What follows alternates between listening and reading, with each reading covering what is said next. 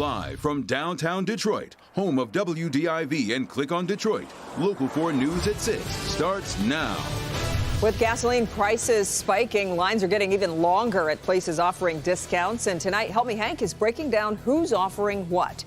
You may have seen or sat in long lines of cars today at Costco, Sam's Club, and Meijer. They all offer incentives to shop and save on gas. Is it worth it? Before we get to Hank, here's a quick look at where things stand. Michigan's average gas price today, $3.82 a gallon. Compare that to Monday's average. It was just $3.55 just a few days ago. So we're looking at a jump of 27 cents in less than a week. Yeah. Gas Buddy is reporting yesterday's national average price increased 6.9 cents per gallon. That's the 8th largest single-day increase ever recorded. So we're all looking for ways to limit the damage. Our consumer investigator Hank Winchester live in Madison Heights. What are you saying, Hank? Devin, Kimberly, good evening to both of you. People clearly think the deals here at Costco. In fact, take a look at the line right now for gas. Right now at this Costco in Madison Heights, it's been averaging between $3.25 up to $3.40 a gallon. We've been taking a look at the Warehouse Club deals, the Costco, the Sam's Club, and also the deals that you could get at your local grocery store like Kroger or Meijer. Take a look. Gas prices are soaring. Bad. Really bad. Insiders say buckle up because the price isn't dropping. So right now, a look at the savings being offered at some of your favorite stores.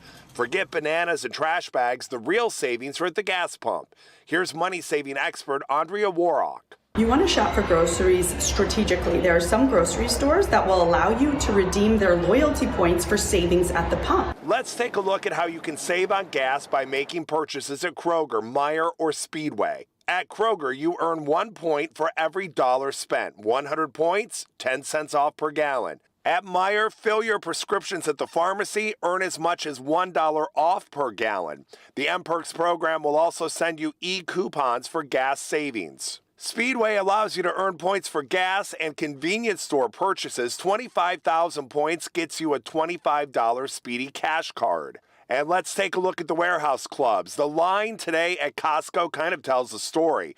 $3.29 at this Costco, but around town today I spot $3.89, even $3.99. Here's how the Warehouse Clubs work. If you have a Warehouse Club membership, like to Costco or Sam's Club, you can actually save up to 30 cents per gallon. The Costco membership fee, $60, but the average savings, 20 cents per gallon. At BJ's, it's $55 for the membership, the average savings, 10 cents per gallon. And at Sam's Club, the membership fee, the cheapest, $45, the average savings, 10 to 20 cents per gallon. Back out here live at the Costco in Madison Heights, you can see, I mean, it is just packed here. But I will tell you, people get in and out rather quickly. And the people that we talked to said they keep coming back to this location or other warehouse locations simply for the savings on gasoline. Speaking of saving on gas, I want to invite you to tune in Monday morning on Local 4 News Today. Today we took a look at, saving with the warehouse prices in the grocery stores. Well, Monday morning, we're going to do a deep dive. We're going to look at the apps and the different ways that you can save, big changes you can make just in the way you drive your vehicle. Is that enough to help reduce the price that you spend on gas every single week? We're going to look at that Monday morning. For now, we're live here tonight in Madison Heights. Hank Winchester, Help Me Hank, Local 4. All right, Hank. We want to help you track the cheapest gas prices no matter where you live in Metro Detroit. Just head to clickondetroit.com/gas prices. We've got the top apps tracking prices, also an interactive map that updates every day. You can also comment where you're seeing the cheapest price around town at clickondetroit.com. World leaders reacting tonight after Russia's takeover of Europe's largest nuclear plant in Ukraine. A fire at a nearby building has been extinguished, and there doesn't appear to be any radioactive leakage. The facility remains under Russian control, with plant managers, quote, working at gunpoint. U.S. Secretary of State Antony Blinken met with NATO allies in Brussels as a no-fly zone over Ukraine has been ruled out. Meanwhile, Russia blocked Facebook, claiming the social media platform discriminated against Russian media. It's a move that could cut off millions of Russians from reliable information and isolate them from communicating with family and friends. There are concerning steps they have taken to crack down on any form of information being shared with our public. Certainly Facebook is a part of that. They've also threatened fines for journalists reporting on the ground. They've conveyed that there are only certain words their own Russian media can use at the risk of being fined or even jailed. On Capitol Hill, lawmakers are weighing more humanitarian aid for Ukraine and pushing for a ban on Russian oil. We've all seen all kinds of local relief efforts taking shape as people feel compelled to try to help the victims of this war. One such effort has turned a family's garage into a donation hub. Let's get to Sean Lay in St. Clair Shores to give us a closer look. Sean. From ibuprofen for kids to plenty of baby food, follow me this way, to body armor, lots of it. This garage in St. Clair Shores has become a Ukraine relief distribution center. The husband and wife here have family in Ukraine. They're finding a way to do something. You may find you want to do something as well. Tony Pate and wife Ludmila were at Little Caesars Arena last week when a family member in Ukraine called. Yeah, we were at the Red Wings game last week and then we were just about to leave, and then we got a phone call that, hey, this is going down, and I said, no, I don't think it's going to be that big, and he's like, no, this is it. Instantly, Ludmila's loved ones were taking cover in basements and remained terrified day after day, night after night. And my cousin, she sent me message, war started. Oh my God, I can't believe, it's so big mess, everybody's scary, everybody cry, and my heart is just bummed. I can't believe in this time people just live and enjoy. Putin, how, why, for what, why? The St. Clair Shores couple determined to do something, anything. Tony has a background in the military and emergency response. A simple post to his personal Facebook page that he was collecting items to send to Ukraine has become a daily drop-off of help and hope from people all over Metro Detroit. Appreciate you guys. So many donating medical supplies and then money. Cash to buy body armor. Tony is delivering close to 250 sets of body armor next week to cousins in Ukraine driving trucks packed with aid. I'm flying into Poland and then taking it to the border, and then we already know those two guys will be there. So I will deliver directly to them. While we were here, Ludmila gets an emotional call from her father. He's okay, but the stress of what's happening is taking its toll. I can't believe it.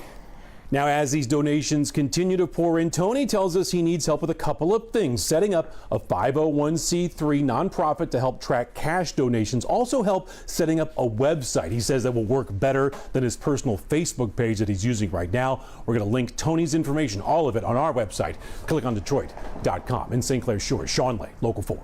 John, coverage of the war in Ukraine continues here at 6:30 on NBC Nightly News with Lester Holt. Here's Richard Engel on the ground in the capital city of Kyiv. As Russian forces close in on the Ukrainian capital, at the railway station today, there were scenes that looked like they could have come right out of World War II. People were bundling their children up, putting them on trains, taking what possessions they had, families separating, some going off to safer parts of Europe, others, the men primarily, staying here in this city to fight.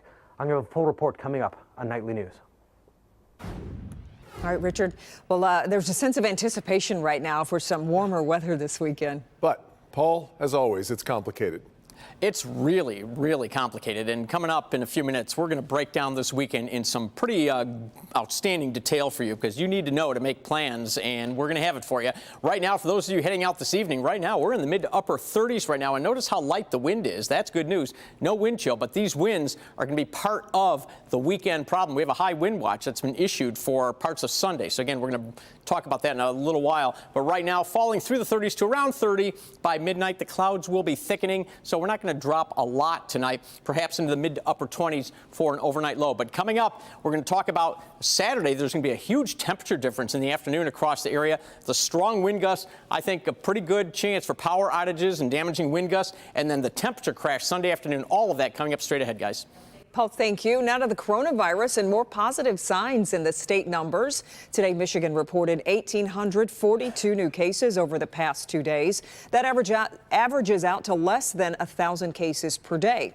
68 new deaths are also being reported, including 54 from a review of vital records. A new report by the state shows racial disparities in COVID cases, but the number of COVID deaths among Black Michiganders has dropped. Past 2 years, the coronavirus pandemic put the brakes on one of Detroit's favorite events for gearheads. But today, Autorama is back. Tim Pamplin gives us a look at the classic cars that have taken over Huntington Place downtown. It is the 69th annual Autorama downtown Detroit. Get your programs. Yes, lots of fun. You'll need a program so you can get to know what you're looking at, like this. Beautiful paint job. The owners of these cars are passionate. Not a computer chip to be found on this one. It's a place for gearheads to chit-chat, reminisce, and make new friends. Look at these two. They're from the west side of the state. They're getting comfortable. This car was built by a father and son combo, and the son brought his couch along. Oh yes, yeah, I gotta be comfortable. If we're gonna be here all weekend, why not be comfortable? Celebrity sighting here this afternoon. Chip Foose from Overhauling on the Discovery Network. Fans lining up to get to meet him. Cars aren't just a way of life, they're members of families. And that's what all these cars are. People have had them in the family for years. They want to give that car the attention that it deserves for taking care of the family. So a lot of these are cars that people have had for 40, 50 years that, okay, we're going to put the money in it, we're going to bring it back to life, and we're going to enjoy it for another 40, 50 years. Yes, here in Detroit, we do love our motor cars. Now, Chip Foose, the chap I was just talking to, here's a fun fact. He's from California. But did you know this? He actually designed all the metalwork around the Motor City Casino. The more you know. It's a good weekend for Autorama. That's the scene at the Huntington Place, I believe they call it nowadays. Tim Pamplin, Local 4. Tim had a good day. Autorama goes until 10 o'clock tonight, then tomorrow from 9 a.m. to 10 p.m., Sunday from 10 a.m. to 7. That's right. Tickets can be purchased at the door for $25. Children 5 and under get in free. And we should point out Huntington Place also, most people know it as Cobo Hall. It changed its name, so feel the need to say that in case people aren't quite used to the Huntington Place. It'll be a while before we can get it all under our belt again.